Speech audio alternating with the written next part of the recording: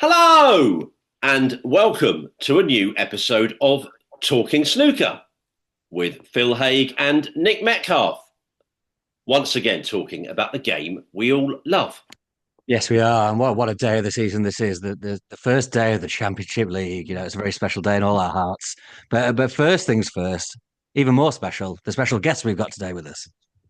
Oh, yes, great way of saying it. Yeah, I was saying what the summer spectacular, sporting spectacular back in our lives again, Phil. We'll be tuning in for day after day, long hazy days. Yes, the Championship League is back. But first things first, delighted to say we have a guest presenter with us this week. And it's one of this sport's most special voices. This man has talked and written about the game for decades. He's commentated on it for a number of channels and outlets, including ITV, and presented various snooker podcasts, including the official WST podcast. He's also well known for his work on other sports. For many years, he presented coverage of football's Premier League on Irish radio. He's also commentated on golf and is currently one of the voices of Pool on Sky Sports. He's widely regarded as one of the great authorities on snooker, and we are very much looking forward to hearing his words of wisdom here today. Michael McMullan joins us on Talking Snooker. Michael, it's great to see you. How are you? Yeah, not great at all. I've had a vicious cold for the past week, Nick, but it's clearing up now. And that intro you've given me there, I think that's just the tonic I need to get me over the last bit of the illness. So great to see you guys. Likewise, sir. It's absolutely smashing to have you on. Now, this is quite a big question first up, but I think it's the right way to start, especially with someone like you. Just tell us, will you please, a sort of overview about your love of this sport and how did it all start for you? I was the classic child of the 80s, really, Nick. You know, we always say anyone who was born sort of in the mid 70s was just getting to that point of really forming their interest in life when the absolute boom in interest in the UK and Ireland, where I was growing up, in snooker was just reaching an unimaginable or previously unimaginable peak. So I, like everyone else, or like so many kids, got swept up in that. Just loved the look of it. I mean, the colours, the way that the set all just looked on television, the calmness, the precision, the consideration that needed to go into every shot. It just all really, pulled me in. And then, in another 80s kid cliche, got my Steve Davis 4-foot junior snooker table for Christmas. And I was often... And within a few months of that, snooker had just become my big thing. I'd been all about really football up until then, but snooker sort of overtook it. And yeah, it's remained there ever since. Did you have a favourite player growing up? Someone you follow the fortunes of? Yeah, it was different at different times. I remember when I started out, there were these absolute giants like Steve Davis, Cliff Thorburn, Terry Griffiths, all those guys. But I love the idea that there were new players coming through. So the likes of Neil Folds and John Parrott, and Neil, I mean, he was playing to an incredible level when I got into snooker that, I don't think people really, give him enough recognition for. So they were probably the two I followed at first, actually. And it's been great because, part of it was they both came across as really good guys. And it's been great to get to know them over the years and find that, that perception was absolutely right. As I got a bit older, though, I became, a massive Stephen Hendry fan. I just loved his whole attitude, his outlook, how good he was, and the attacking way that he played the game, which again, I think a lot of people don't perhaps give him full recognition for. And something that I always really liked about Stephen that I think has become more and more relevant as time has gone on, there was never any attempt from him to play anything down and say, oh, well, I'll brush this off and move on. I just love Stephen's attitude. I'm 100% here to win, and I'm absolutely devastated if I don't.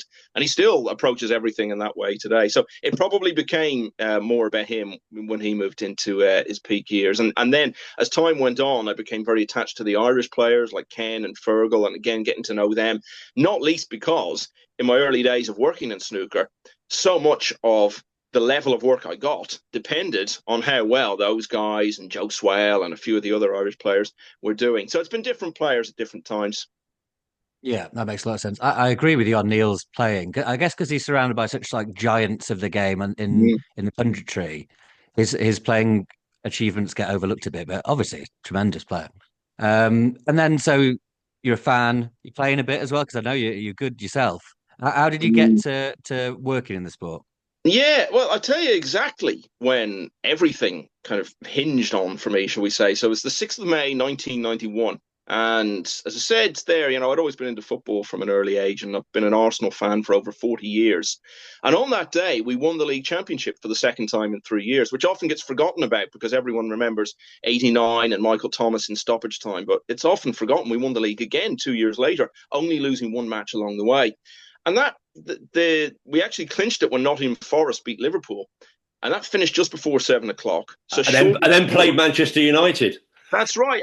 Yeah, we beat Manchester United that night. And I was really glad that Forest did us a favour, Ian Woden getting the goal that won us the league title. How was I going to make this decision to watch the World Final or Arsenal trying to clinch the title that night? So thankfully, I was spared that. The Arsenal match wasn't even shown in the end because it was just the title had already been decided.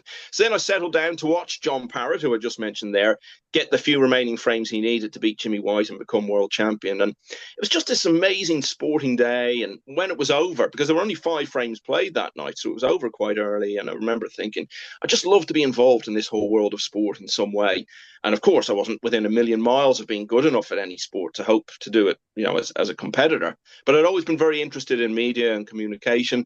So I thought, okay, maybe I'll try and become a sports journalist and get into the writing, the broadcasting, all of that.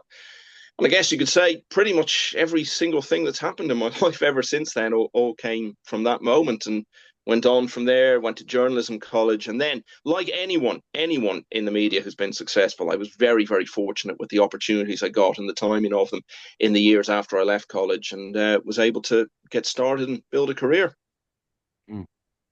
That's absolutely brilliant, of course. And, we know you for sort of doing so much, I say broadcasting, writing, but I think radio was a particular thing for you early, wasn't it? Was it that medium more than any other in the early times? Yeah, I think that was just mostly because that was where the opportunities came up for me. I actually started out probably doing more writing at first.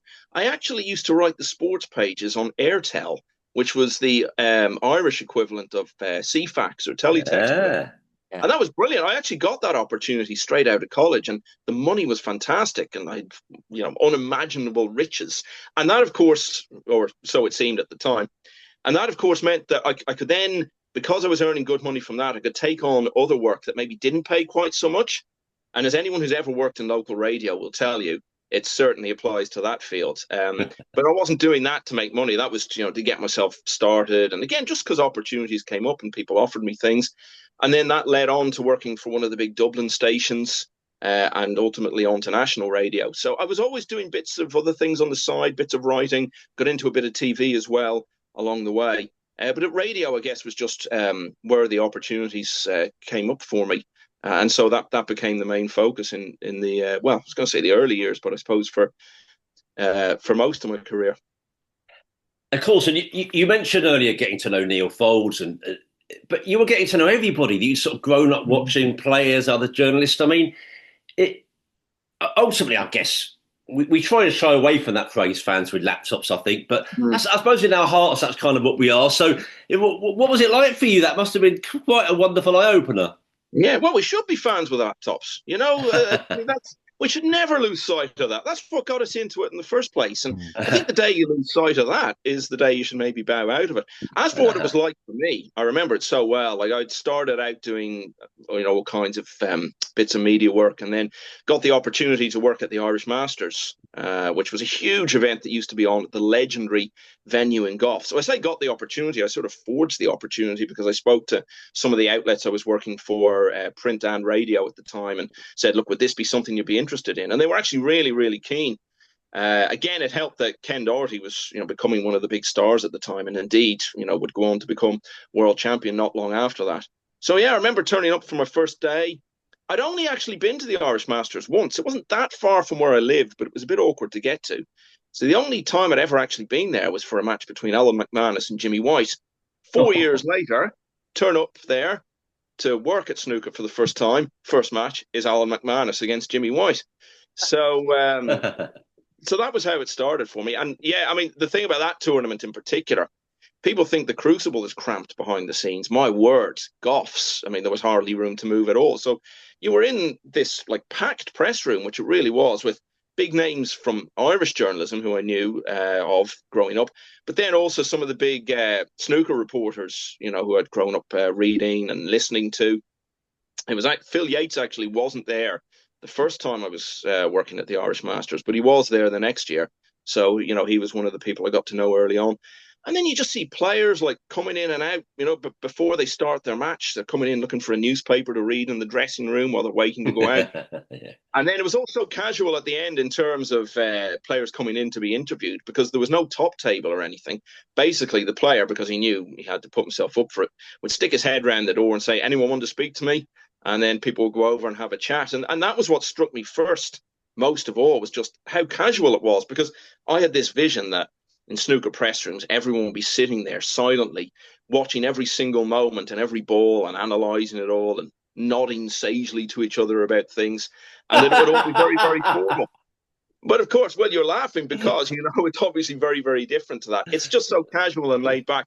But I mean that in a really, really good way. And, the chance to find yourself, I must have watched a million snooker matches by then, but now I was actually watching them and then speaking to the players afterwards. I mean, it's like that aha video, where the girl sort of walks through into the animation. I mean, that's a bit what it was like. It was what I'd been watching for 10 years, and now I could kind of step into the screen and be part of it all. And from that tournament, I'd been looking forward for years to working at an event. And then when it actually happened, you know what it's like. You can build up expectation and then it's never going to live up to it. It was actually way better than I'd imagined it. And I came away from that first tournament that I did thinking, right, I really, really want to do so much more of this. And thankfully for about 30 years now, I've been able to. Brilliant. And tell us more about Goffs, because that venue comes up so often as people's favourites. We should go back there. Is it as good as everyone makes out? Oh, yeah, absolutely. In fact, I don't think anyone really does it justice. The person who came closest was the king of Goffs, Steve Davis, who won the Irish Masters 8 times. And he's joking, of course, but it was a livestock sales ring. I mean, I pass it all the time, on the way up and down to Dublin, and it's still there. But Steve used to say with that deadpan expression that he does so well, I don't believe that at all. I believe this was actually designed specifically for snooker, because if you were designing a snooker venue, you couldn't do any better than this. It's always very hard. It's like golf courses. It's hard to define exactly what it is that makes a snooker venue special. There are a few things with Goffs, though, you can obviously point to. For one thing, it was all in the round. So you've got a perfect sized floor, really, seating all around it. And then you had 2 tiers above that where people were actually standing and looking down. And that was where I'd been actually when I'd been to that one match there between Jimmy and Alan. I was standing like way above the table and looking down, where you get the most incredible view of absolutely everything. You could not design a better snooker venue than Goffs. And I wish I could come up with the words to really convey what it was like. Irish sports fans as well, that there's something unique about sporting events in Ireland. Nobody sits there passively, and certainly not in those days. Everyone gets really involved in it, and they had their favourites. Ken obviously was one of them, but Jimmy was and is hugely popular in Ireland. And that brought so much to it as well. And it's 25 years this year since the last time the Irish Masters was played at Goffs. I mean, wow. You talk about an overdue return. And I have spoken to Ken and Fergal a few times about, look, is there anything we could do to bring this back? Maybe one day it will come to pass. But I'm very, very grateful for the fact that I was able to experience Goffs a number of times early on. Yeah. I think, I don't know how suitable it'd be. I guess it's not, it wouldn't be for a big full 1-2-8 ranking event, but you could still do a small tournament there, couldn't you? Yeah, you could do an invitational. I mean, the format there it was the top players and then a few wild cards, and that tended to include Irish guys who were part of it. So it's just a massive deal. And, people talk about what a big event it was for the players, and it was, because in its heyday, it was traditionally the last tournament before the World Championship. But growing up in Ireland, the idea that you would have in any sport the best players in the world all coming to Ireland for an event every year, which was generally what happened. Steve missed it one year because he wanted to focus on his preparations for Sheffield. I mean, that was just so far outside the norm for what Ireland was like in those days. The Irish Open Golf was a big deal at that time, but we never would have had all the best players in the world coming to it. So it was very, very special in that way as well. And the level of coverage it got in the media, there used to be adverts for it. at like 8:30 on a Sunday night on the television that the Irish Masters was. And I don't mean, TV promos promoting the coverage. It was like Benson and Hedges, who were the sponsors, were actually advertising at prime time on national television. Basically that this tournament was coming up. Now, you could say it was a way of getting around regulations. I don't think it was even a case of tickets are on sale now. It was basically just an ad for the Benson and Hedges Irish Masters, which you could say was probably more an ad for B&H than anything else. But it really was a huge, huge event in those days. And you mentioned Ken and Virgil a couple of times, and I guess if you had to pick two guys who you wanted to rely on to answer the phone and be handy to speak to, they seem like two great guys to be relying on. The first interview I ever did with a professional snooker player, Phil, was with Ken at his house. And, that was actually before I'd even gone to a tournament. I was still a student at the time, and he was just starting to make his way in the game. And I got a number for him from somewhere. I mean, it's just incredible to think that it was as easy as that, And I rang him up. I think he was in the club at the time, actually. And he just came to the phone, spoke to me. He'd never met me. He had no idea who I was, but he spoke to me like we were old friends and said, yeah, come round the house on Sunday. Now, I can promise you that is the only time any professional snooker player has ever invited me to their house. And I went round, it was 1:00 on a Sunday, and his mum, who sadly has departed now, who answered the door, because he was back living in Dublin at the time and he hadn't got his own place sorted out yet, I don't think. So his mum answers the door, 1:00. Hi, yeah, Michael, I'm here to interview Ken. Oh, he's not up yet. So it turned out he'd been out the night before. I've reminded him of this many times. But anyway, eventually he came downstairs and there I was sitting in Ken Doherty, and he was already well known at the time. I was sitting in his living room doing an interview with him, and that was fantastic. And that really set the tone then for all the dealings I've had with Ken ever since. He's just been absolutely incredible. Even at times when he's had very painful defeats, he'll always come out and talk to you and give you great stuff as well. He engages so much. I said to him once, he's both the best player and the worst player to interview. He's the best because of that forthcoming nature, but he's the worst because he's been so good with us over the years. It's hard to think of anything left to ask him at this stage.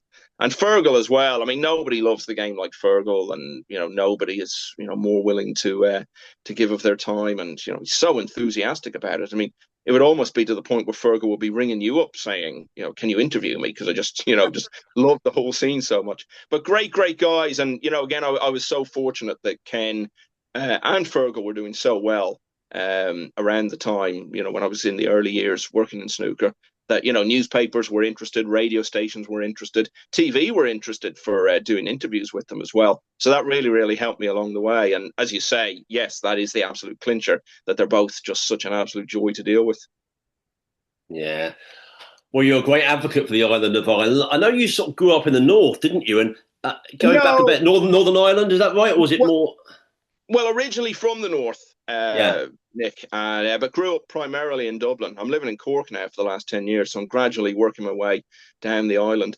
But I always identified growing up as being from the north. I still had the accent until I was about 15, and it went overnight. I think a radio career might have been a bit harder if I still had that accent. But so I always thought of myself as being from the north. But I mean, look, in a sporting context, there's very little sort of separation anyway. It's like the golf as well, with all the success we've had over the last 20 years. Everyone just thinks of them as Irish golfers, Irish snooker players. And that's always been the way.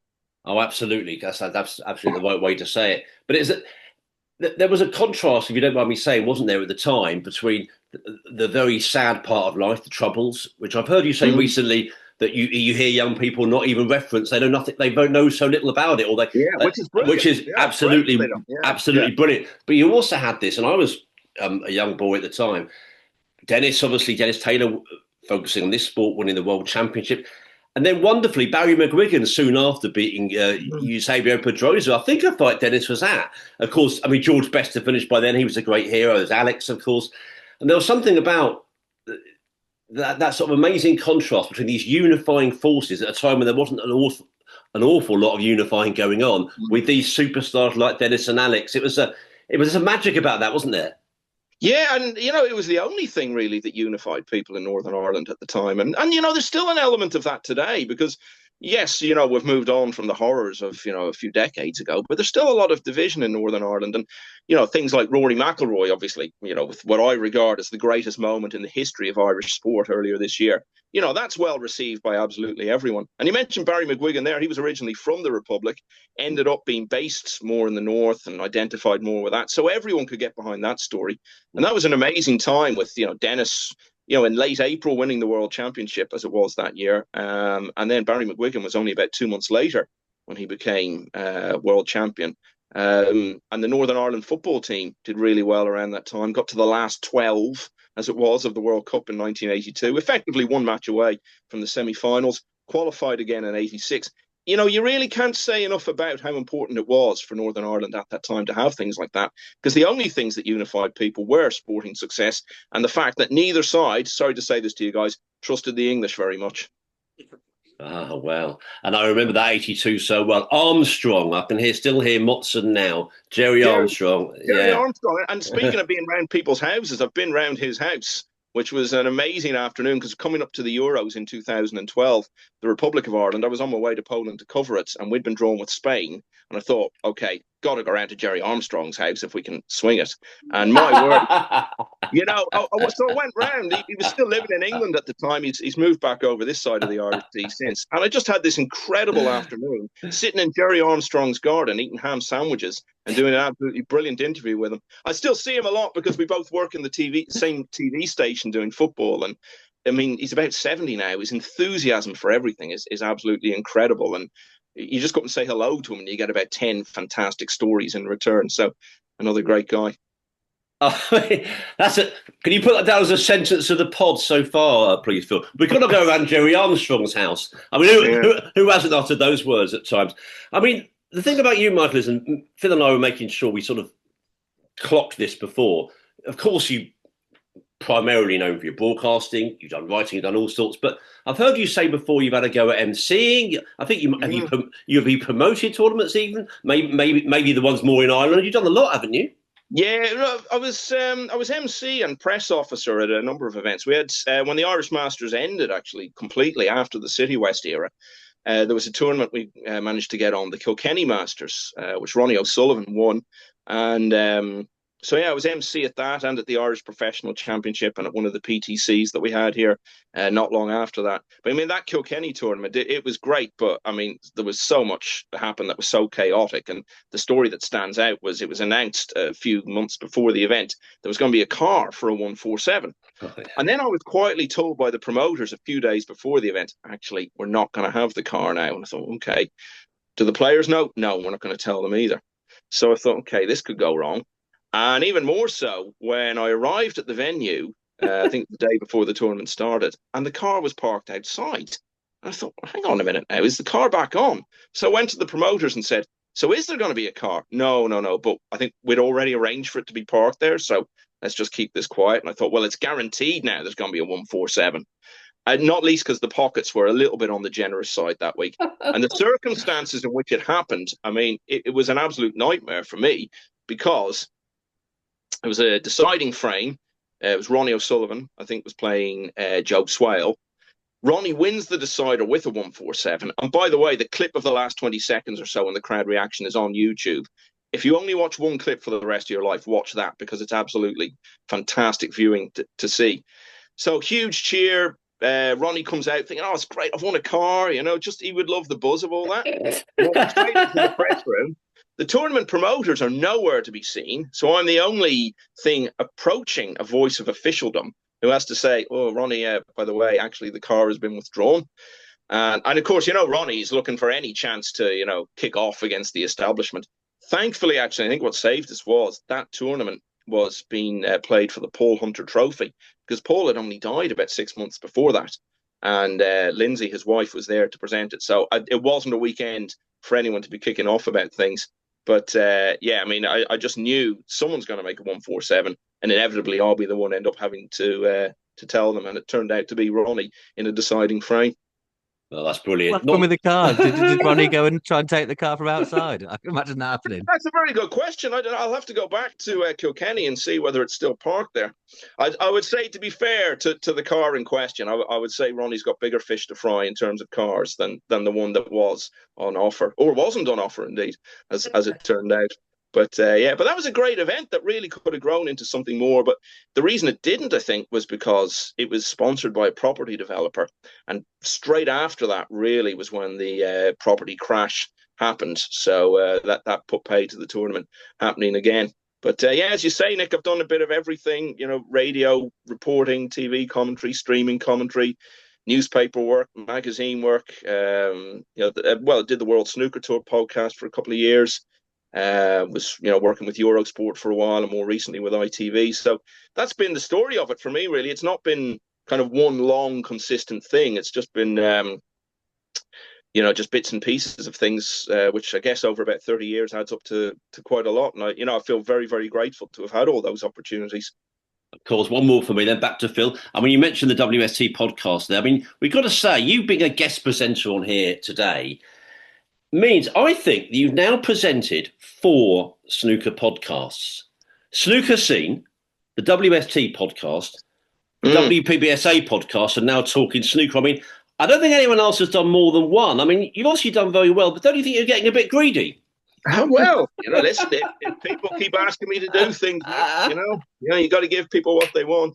Yeah, we had great opportunities with that World Snooker Tour podcast for a couple of years. The idea was basically to just sit down with people and talk to them about their career, and we managed to get a couple of seasons out of it, and it had kind of run its course then. And probably the best one actually that we had was with Stephen Hendry. Who's such a great talker, and just loves looking back on his glory days. So that was a great one. And then that WPBSA podcast that I was asked to do, and that's been more of a nostalgia thing. So we did a series of that last year, and trying to pull it together and get people's schedules aligned is difficult. But we do have another series of that coming up now, and that's going to be out. We're working on it at the moment, actually, and that'll be out later in the year. Oh, great. Yeah, I really enjoyed that.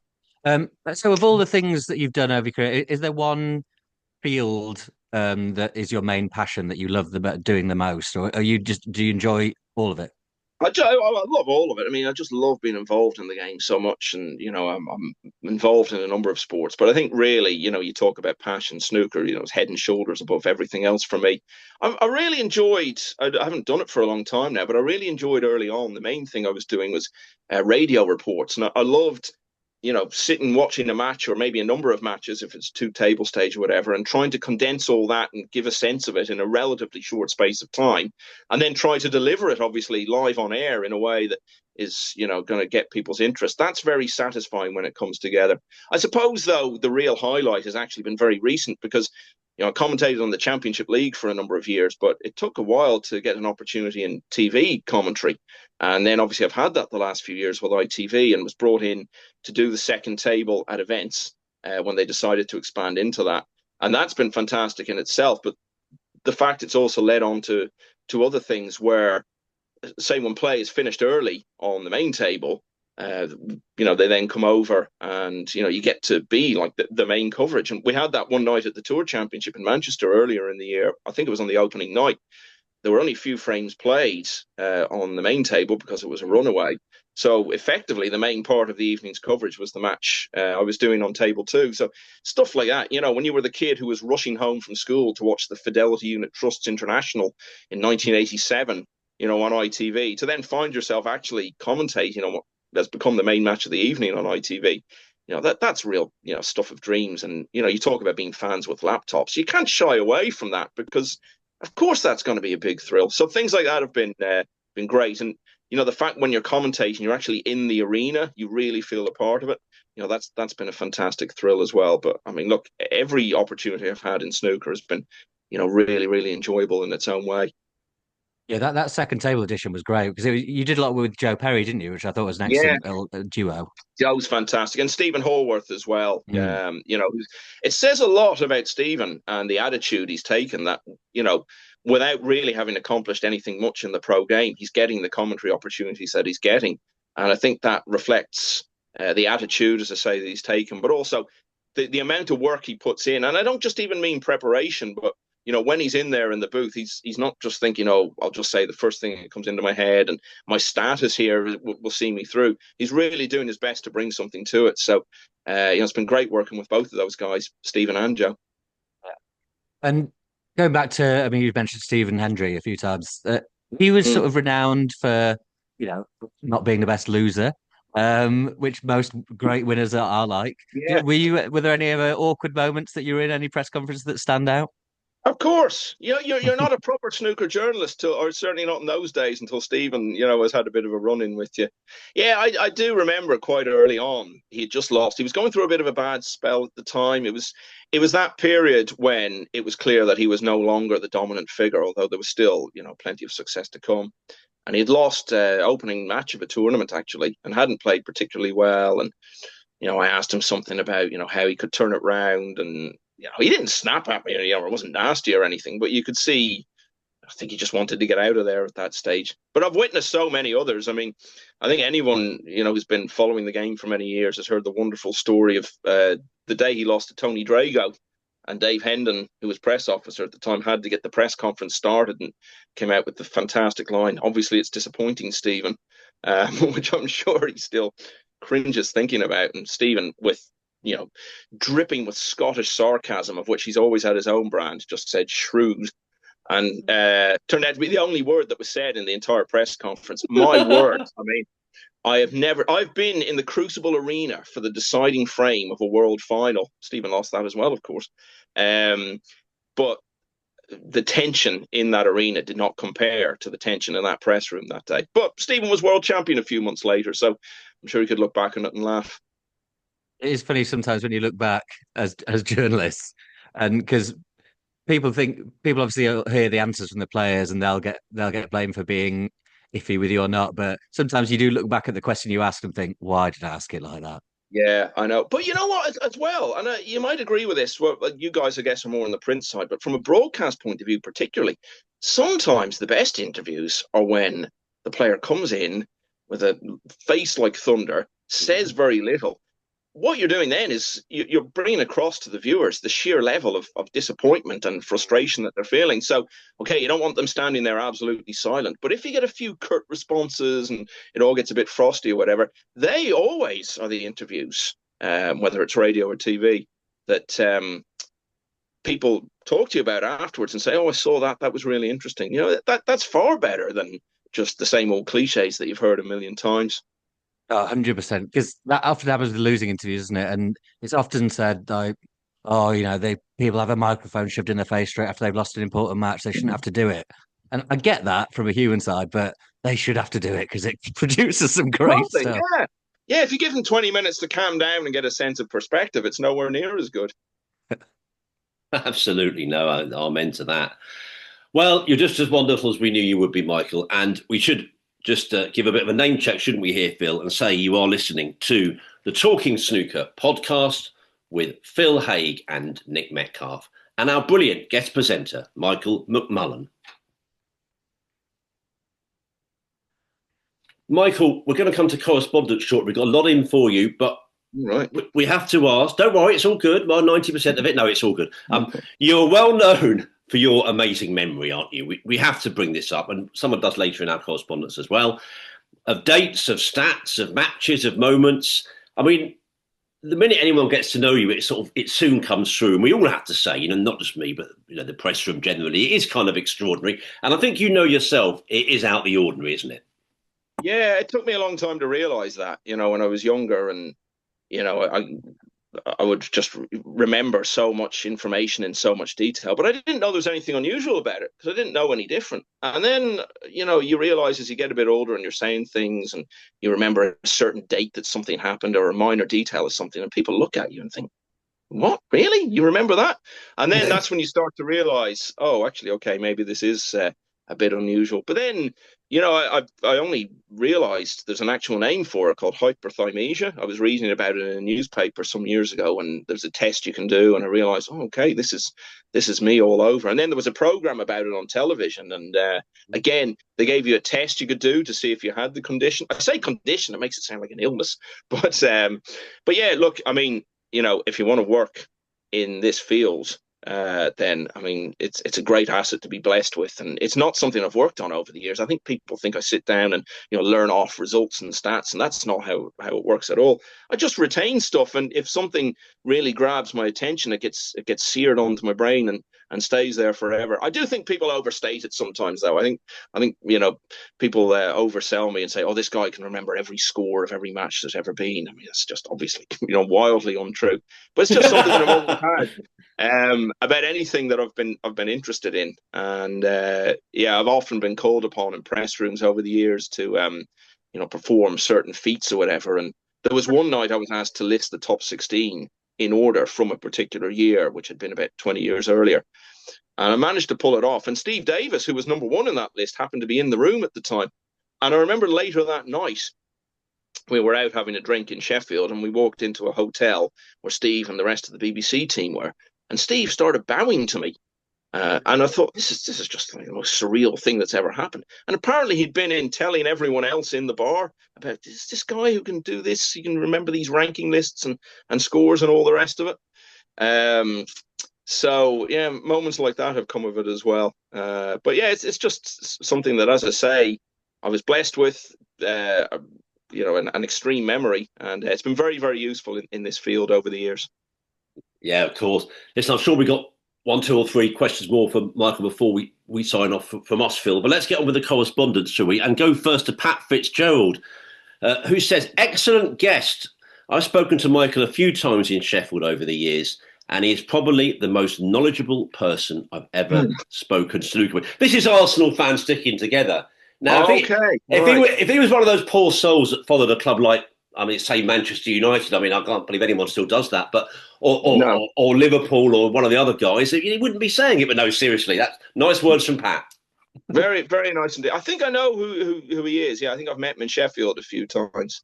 So yeah, very nice of him to say that. Gary Moss here then. Good morning, gents. Hello. First of all, a massive thank you for a fantastic episode with the excellent Irene on the podcast.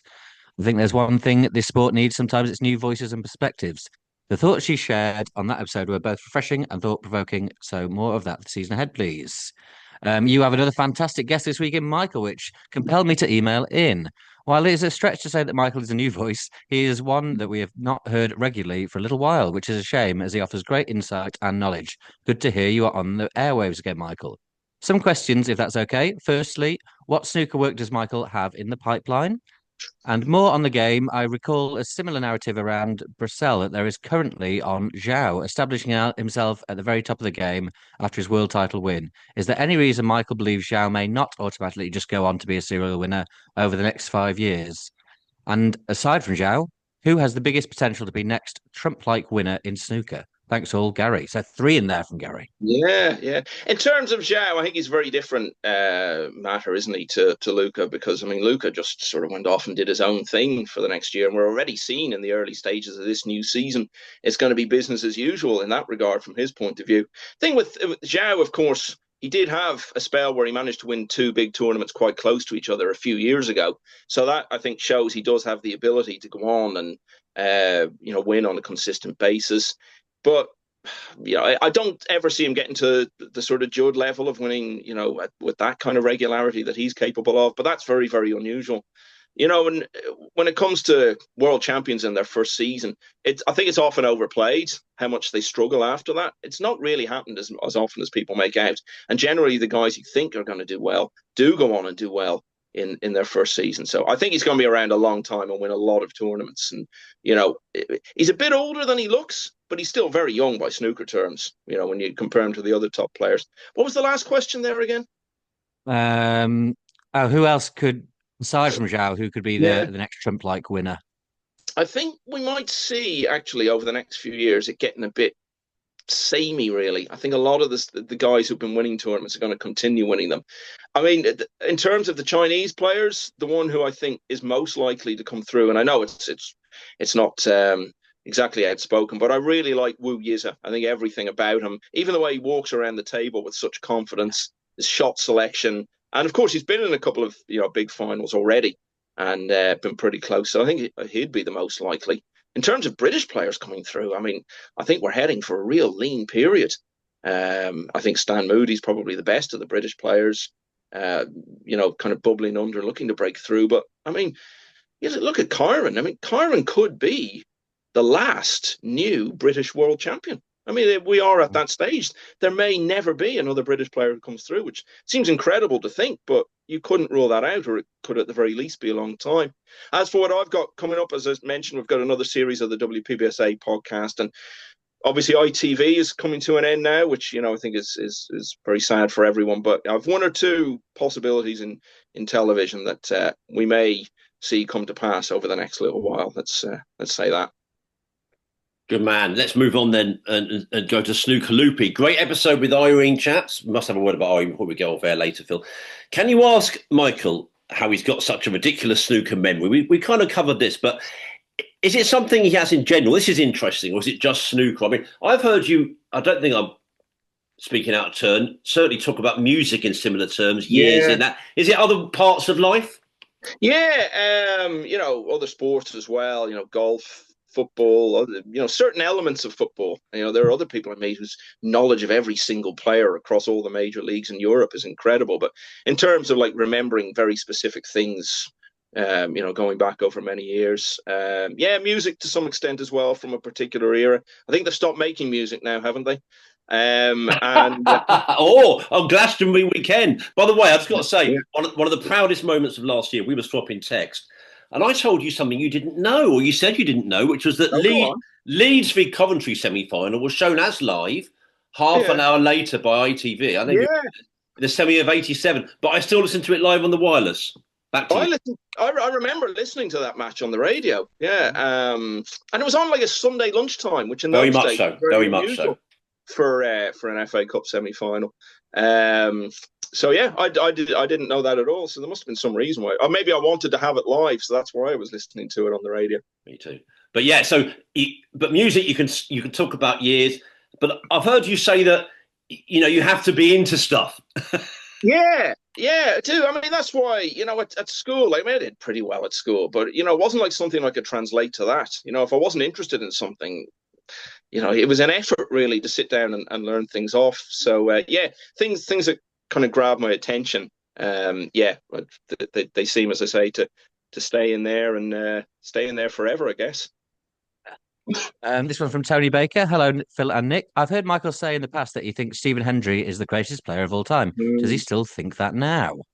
I'm glad you've asked me that, actually, because I can tell you where that comes from. I do remember saying that a few years back, and I'll tell you why. So there was a point where Stephen became universally acknowledged as the greatest ever. I mean, I would say you could maybe have made a pretty strong case for it as early as about 1995. And then it remained undisputed. Well, certainly by the end of the 90s, there was no question about it. It stayed that way for some time. And then Ronnie O'Sullivan obviously started chipping away at that. But people were kind of giving Ronnie the greatest ever tag a little too quickly, I thought. And when he won the World Championship for the 5th time in 2013, the Snooker Scene podcast that Dave used to run, someone wrote in the comments section, well, he's won 5. He could easily win 2 more. So now we have to say he's the greatest of all time. And I thought, well, that's ridiculous. I mean, you could make a case that he's the greatest of all time, but you can't prove it with world titles because he's only won 5. And, Stephen obviously had won 7. So I think I developed a certain defensiveness about it. Excuse me. And was still advocating Stephen as the greatest when it was, kind of still up for debate. And I have to acknowledge I maybe carried that on instinctively a little bit longer than I should have done. I think Stephen himself would acknowledge that Ronnie's overtaken him now at this stage. But I always think with kind of greatest ever debates, it's very hard to pin them down anyway. I mean, how, for example, do you compare Jack Nicklaus and Tiger Woods? You're talking about completely different eras, completely different contexts, and it's the same in all sports as well. So the only thing that's beyond question is how often you've won something. Now, nobody would say Joe Davis's 15 world titles outranks Stephen Hendry's 7 or Ronnie O'Sullivan's 7 or even Steve Davis's 6 or anything like that, because, again, the contexts are so different. But that, to me, is what's more important, is whether or not O'Sullivan will ever get the record. And time's running out for that. And time's running out a bit for us, Phil. We've got to keep up our good record. Let me praise Matt Owen a bit. We never praise, though, of course. You know that. Thanks so much for continuing to produce a great podcast. Long may it continue. I consider myself something of an OG, having barely missed an episode since I became aware of Talking Snooker around 4 years ago. Bravo, guys. You really offer something quite different to other snooker podcasts. Now, Matt says he's delighted to hear that Michael will be joining you. I really enjoy the WPBSA podcast. However, the episodes seem to be released quite sporadically. I'd love to know if there are plans for a return. We've answered that, coming soon. Also, during the COVID lockdown, I found the Snooker Scene podcast that Michael did with Dave Hendon absolutely fantastic. They were entertaining, hugely knowledgeable, and clearly had a genuine friendship. Walking along the beach near to where I live on the south coast, I reflected on being quite an enjoyable period, which I know is not the experience of a lot of people. I know that podcast partnership ended somewhat abruptly around the time Michael became involved with the WST podcast, but I imagine any hatchets will be well and truly buried by now, especially as Dave has since appeared on the WPBSA pod. I was wondering, would Michael consider podcasting with Dave again, either on a regular or semi-regular basis? Thanks again for everything you do for the snooker community. All the best, Matt. Well, I can answer that in terms of, if you don't mind. I know you're obviously great mates with Dave, but it's a nice point that about listening to you in COVID. That was a good partnership you had. Yeah, it's not the first time I've heard that, but it's always lovely when people say that. It was COVID that really led to that, because Dave had been doing the podcast for a number of years, and I said to him when Snooker shut down, we should do a few episodes, because I'd been on and off the podcast at different times over the years, and I said, let's do a few kind of timeless pieces, I suppose, things like Greatest Evers. I think that was maybe the last time that I had said that I was still ranking Henry at number one. And then it just sort of evolved into, we were doing one every week, and we did it for that year. And it was very much COVID time. And I've heard this from a few people, that it was something that they really enjoyed during lockdown. And, that means a huge amount. Honestly, it does to both Dave and I. And then obviously I went off to do the World Snooker Tour podcast for a couple of years. And, I wasn't really compatible to do both of them. But yeah, we've never talked about doing it again after that. So, but yeah, of course, always happy to talk snooker with anyone, particularly knowledgeable people like Dave and indeed yourselves. Lovely. Now, this is a brief question, but it's quite a big one. What is your favourite ever World Championship and why? Oh my word! You could have warned me about this, Phil. Favorite ever World Championship. Wow. The one that's immediately coming to mind. Well, there are two that are immediately coming to mind. Actually, 1992. Loads of great stories in the first round. Kind of a great era for the game, because a lot of really good players were starting to come through, and that was even before we had the class of '92, as they're called, emerging. Great stories, as I say, the Ebden story, beating Steve Davis, getting to the quarterfinals on his debut, all of that. And then that amazing final when Stephen won the 10 frames in a row. So that one really stands out. And 2002 as well. Again, close finishes, really good stories. And I mean, that final weekend, the two semi-finals, Henry O'Sullivan, the big grudge match after the remarkable comments O'Sullivan had made after the quarterfinal against Stephen Lee. That was great. That overshadowed, though, the other semi-final, which as a match, I think was better, the Ebden-Stevens match. And then, of course, the final as well, going to the last frame and all the big twists there were along the way with, players winning frames in big bunches, and then as it got towards the end, things getting a bit tense. They're the two that really come to mind. One I was thinking about not that long ago, the great underrated World Championship, 95. And I think people at the time felt, it's been a disappointing World Championship this year. You look back on it now, you think of Andy Hicks on his debut, beating some great players to get to the semi-finals. Nigel Bond being a surprise finalist, which was a very rare thing, really, around that time. And then the brilliance of Stephen Hendry and the 147 in the semi-final. I think maybe the fact that the final was a bit of a runaway, it doesn't get remembered so much. But you look back on it now, and that was a great World Championship. But I always say, even the worst World Championship is still probably the two best weeks of the year. Yeah. Lovely way to put it. My first visit for the first day of that Bond-Hendry final. 30 years ago now, yeah.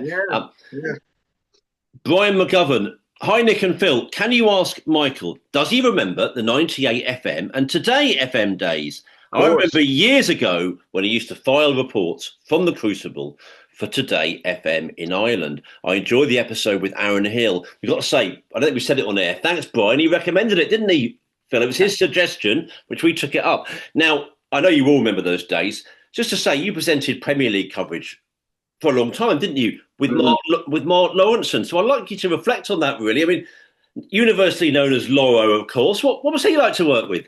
Brilliant, absolutely brilliant. He was one of those guys who, as a pundit, sort of went out of fashion. And I think punditry has become more and more about fashion. It's a bit like when you're in school and there's a self-appointed musical elite in the class who declare what bands are cool to like and which ones aren't. I think punditry has gone a lot that way as well. And there are certain pundits who are cool. And, if you really know what you're talking about, these are the pundits you like. And if you like these pundits, you don't have a clue. And I think that's all ridiculous. But it went a bit like that with Mark. And I think a lot of that was because he was on the BBC for so long.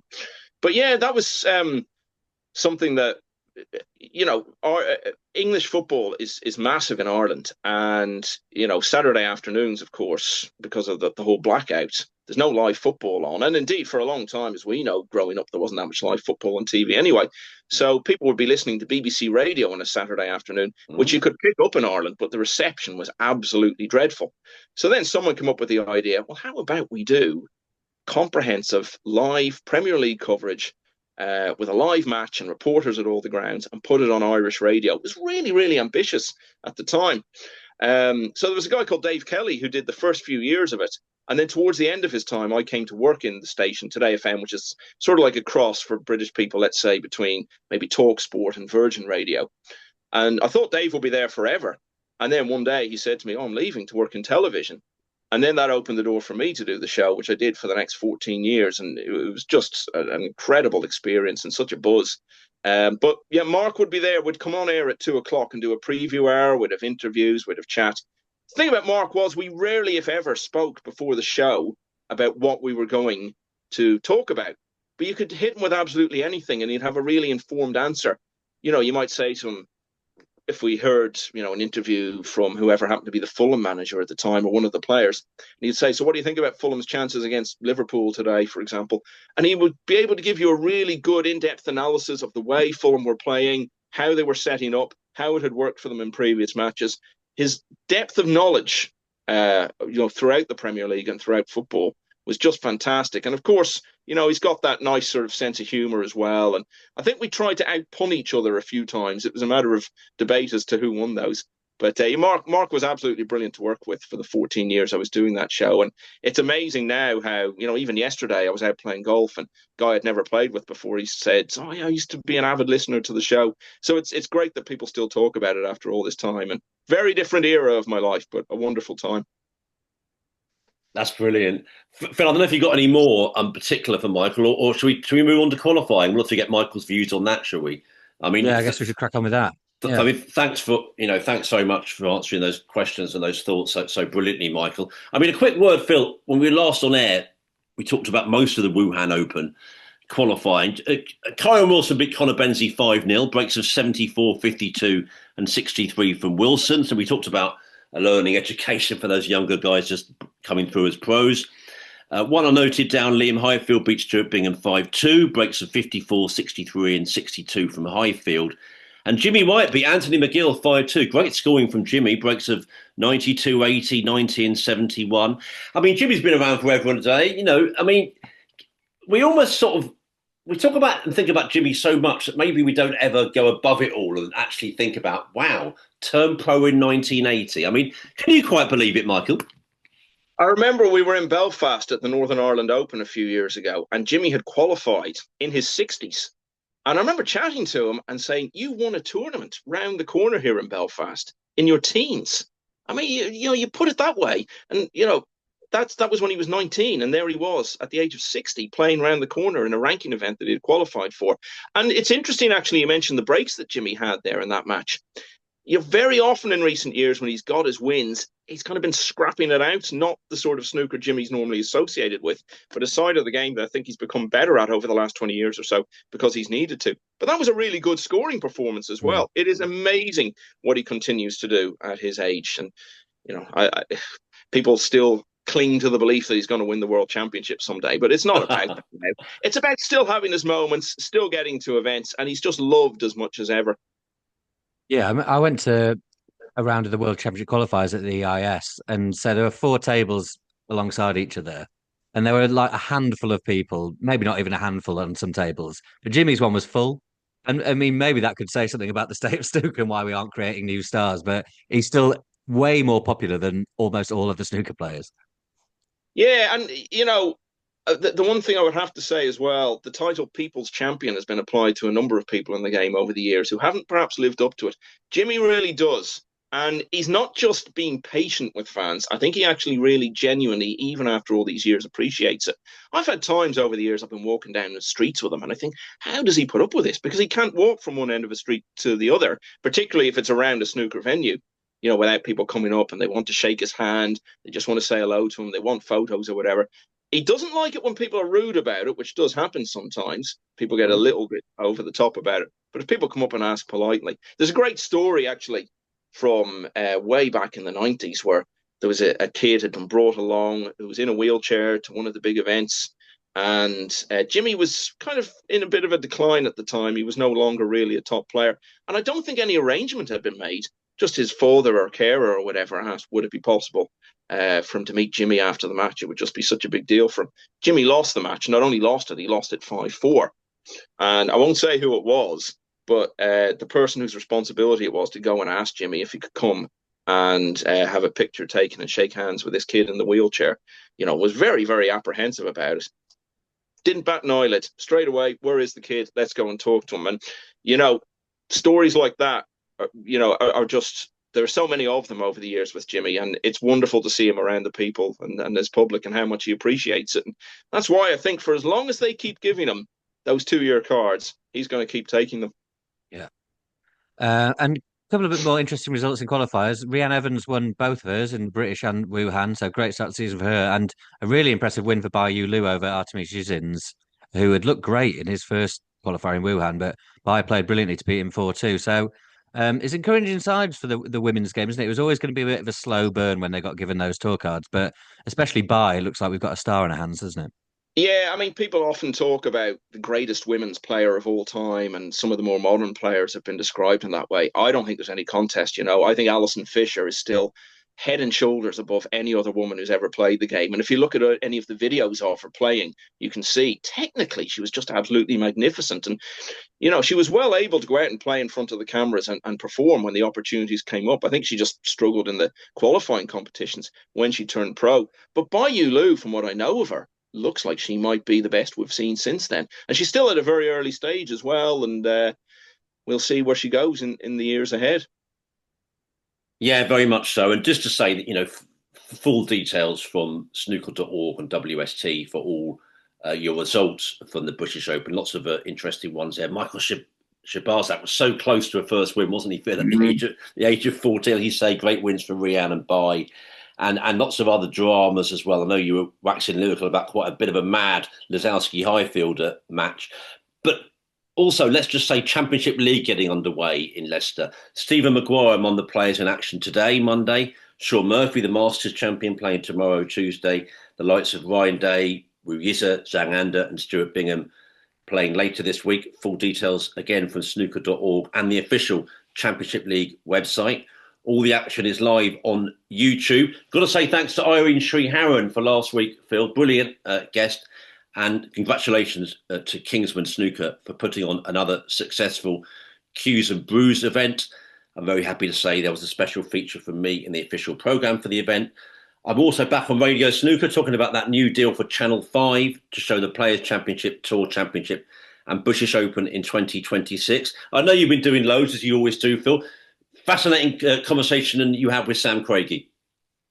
Yeah, I did get that sorted. Yeah, having sort of built that up on here a bit. It was really interesting what he went through with that sort of career-threatening injury. He thought it was all over because he had the operation which he expected to get him back on the table within a couple of weeks, and it was months before he was playing again. But he sounded very positive now, putting in huge hours on the practice table. It sounds like, and expects to go further than he's ever been before. So it's nice to hear him sounding so confident. So he won. He lost his first game to Aaron Hill actually in Wuhan qualifying, but he got his first win back in the British Open. So well done to him. And then I'll be watching some of this Championship League. I think with the Championship League, there's just some groups stand out. There's a lot of sort of ones that don't really catch the eye, but there's one this week, I think Thursday, where it's Ricky Walden, Rob Milkins, Stephen Holworth, and the returning Chang Bing Yu, who's won his first 2 games back from his match fixing ban. So that's an interesting little group there to see who does well there, because Rob Milkins is looking very precarious on the end of season rankings, going to be scrapping for survival. So he needs some wins, even in something like the Championship League would be very helpful. So yeah, have a look through the schedule and pick which days tickle your fancy, I'd say, for the Championship League. What about you, Mark? Anything to add to that? I mean, you worked on the Championship League. It's a curious event, isn't it? It's got bigger, isn't it? I think that first edition after, when COVID first came helped, but it's got a little bit more oomph about it now. But it does go on the while, doesn't it? I mean, the thing is, it's one of the longest running events now. I mean, some of the most prestigious events on the tour haven't been around anything like as long as that. And it's become, very much an established part of the season. It's funny, I heard people talking when the qualifiers were on and with the Championship League coming up saying, this is a real sign of how snooker is these days. It was never like this back in the day. There was a season in the 1980s when the qualifiers had actually started the same month as the world final of the previous season. The world final had been on, as it usually is, in early May. The qualifiers were already underway by the end of May. And this isn't even in the Norbreck era when they had thousands and thousands of matches to play. It was still when the tour, I think, was 128 players. There were qualifiers being played. I think it was the 30th of May it began. And by about the 8th or 9th of June, the qualifiers had already been played for about half of the season's ranking events. So, it's not entirely new by any means to have it. Yeah. And we're actually going to shoot up. We're doing all right. This discipline thing is quite good for us, Phil, isn't it? Bloody hell. Michael, I know you're not the biggest self-promoting type. You talked about the WPBSA pod and other things coming up. Can you give us maybe a sneak of who we might be able to hear on there? Of what, sorry? Who we might be able to hear on the WPBSA pod in times coming up? Well, one thing I would say is, very often you hear people mention guys from the past who maybe had one really great event, where they got to a final or something, or maybe they went really far at the Crucible on one or two occasions, but you never hear anything about them and you don't know what life's been like for them since then. So we're tracking down a few of those guys, and we're going to have some of those players on, and also some of the guys who have quite recently retired just to get the kind of final take on their career, one or two other quirky things. I know the correspondent you had earlier mentioned it was quite sporadic. The first series we ran all back to back. Then the reason it became sporadic was because we kept doing episodes when names from the past had passed away. And of course, sadly, 2024, was a year where a lot of people we know from over the years had passed away. So we were obviously doing only those on an occasional basis. But this time we're going to have a longer series and we're going to run it all later in the year in consecutive weeks. So you got some competition later in the year, guys. Lovely. We welcome that. We welcome that. I know. Wimbledon underway in SW19. I know many of you will enjoy watching the tournament. Euro 2025 and the Tour de France also kicking off this week. Michael, you've been a delight. Thank you so much for joining us. Thanks, guys. Really enjoyed it. You've been absolute pleasure to have you on. Much appreciated. Cheers, guys. We'll see you soon. You are one of the great voices, Michael McMullan. It's brilliant to have you on here. And Phil, I shall see you next week, sir. I salute you. Enjoy the Championship League. Our paymasters will probably be expecting us to watch more Wimbledon, but we'll pretend to be watching Wimbledon while we're really watching the snooker. Oh, it'll be double screening for sure. Not missing stuff from Mattioli, not for Wimbledon. Come on. Absolutely right. That's it then, folks. Many thanks to Michael McMullan. We'll see you again next time. For now, from your old friends, Phil Haigh and Nick Metcalf. Cheerio.